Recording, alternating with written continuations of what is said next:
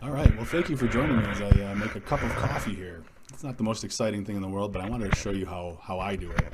All right. Well, it starts with a gram scale, and you have to have one of these for consistency's sake, right? You want to measure with mass, not volume, your coffee. And so what I'm going for here is about 43 and a half grams. You won't be able to see it on my little display there. But I've worked on a ratio for a while and sort of tailored it to my like.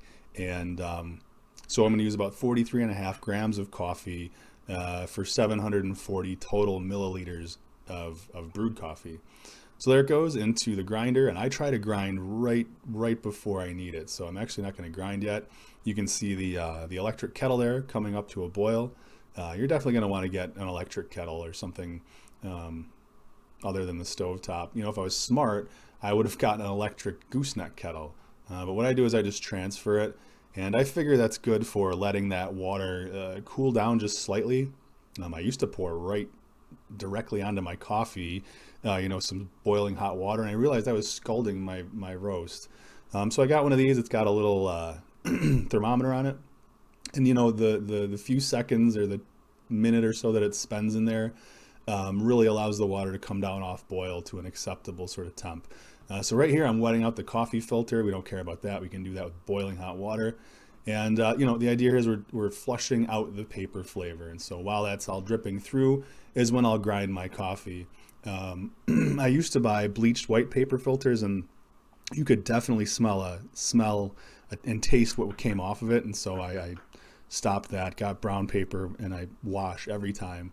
You can see here the grinder that I use is really, just a cheap grinder. We had coffee as a housewarming gift on our first house, and we realized we didn't have a grinder, so we ran to Rite Aid and grabbed this thing, and here we are a decade later. And since I'm filtering through paper, I don't really care. It just get it real nice and fine, and it will consistently grind pretty fine, right? So consistency is what I'm looking for. So now we're firing up the kitchen scale, and we're going to use this to measure our water. So we're going to pour everything in. We're going to hit the tare button and zero it out. And since water weighs 1 gram per milliliter, we're going to shoot for 740 milliliters or grams. This just makes it brainless. So first thing we're going to do is bloom the coffee, and we do that by hitting it with about 10% of our total, our target. So we're going to do that.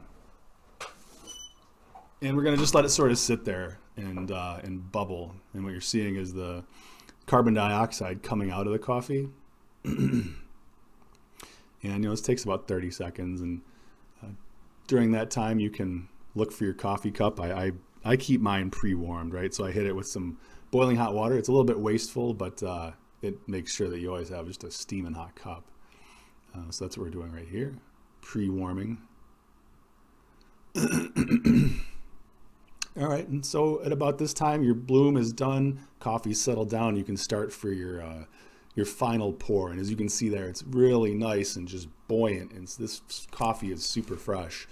And so if you can, if your coffee reacts like this, you want to keep it up on that cushion, keep it on the bubble if you can, is how I say it. And you can see I'm going in kind of concentric, counterclockwise circles. This is how Hario recommends you do it. And I should mention I am using all Hario gear here, except for the cheap gooseneck. They're VO2 filters, and this all works great. It's what I started with. And I have a Chemex in case I want to do 1,000 milliliters of coffee or something. But just for day to day, my wife and I, this is what we do, is the Hario. So you'll see I'm going to take a break. I don't want to completely saturate the grounds. I want to keep it sort of buoyancy. So yeah, I'll take little breaks, let the coffee drip through so as not to overfill what's going on up top here. And that's it. We're running up to 740 here. So, during this time, when you take little breaks, you're going to want to put your pot down. You can clean up, keep everybody else in the house happy, and put a few things away. If you spilled some grounds, wipe all that up. You can see I'm getting antsy, looking for something to do. So you put the scale away and whatnot.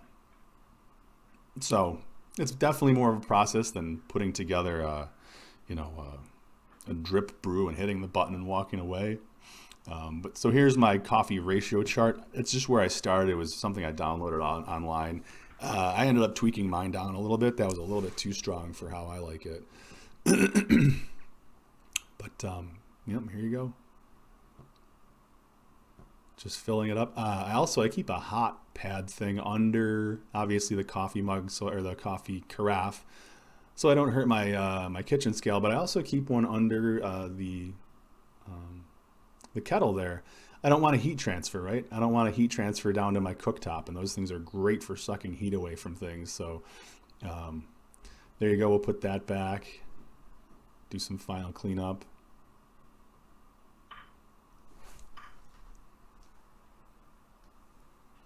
And we're pretty much there.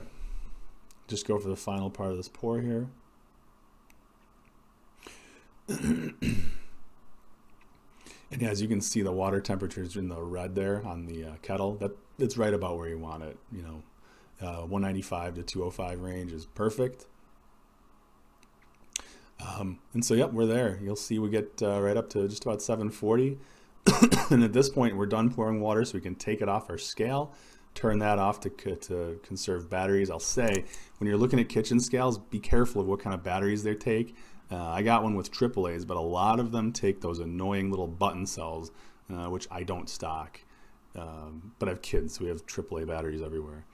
All right, that's it. So the coffee's just dripping out, and yes, I'm going to put cream and sugar on it because that's how I like my coffee.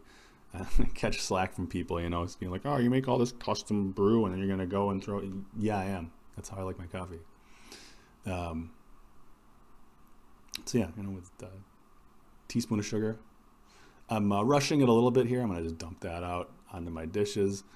Normally I'd give that another minute to drip through, but we'll waste a couple drops of coffee for expediency's sake, and I put it there so it drips right down into the sink.